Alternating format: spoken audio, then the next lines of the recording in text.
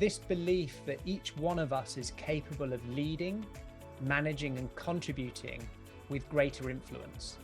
So I think that really resonates with me as this permission about our future selves and how we might be able to show up in the world, and that we have this capability rather than, sorry, you're this type, you'll never be a leader, or you're this type, you'll never have influence.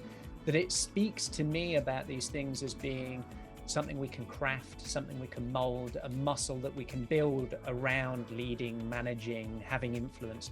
So tell me more about how you came to that belief and what's the power of having that belief as well, Eric. I think the biggest surprise in this belief is that Eric Hershot has not always been this optimistic. I've been known to be skeptical, pessimistic, realistic, well, use whatever word that you want, but suddenly, as I'm doing more work with people and with teams and helping them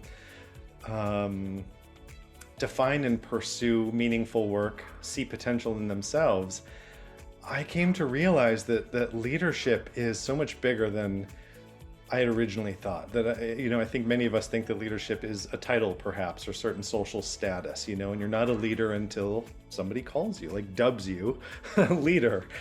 And what I realized is that each one of us is leading in our own way and has the ability to be so much more influential in how we lead, manage, and contribute. If you don't like the word leader, that's fine. Maybe contributor is something that resonates with you, or manager, maybe you're focused more on performance.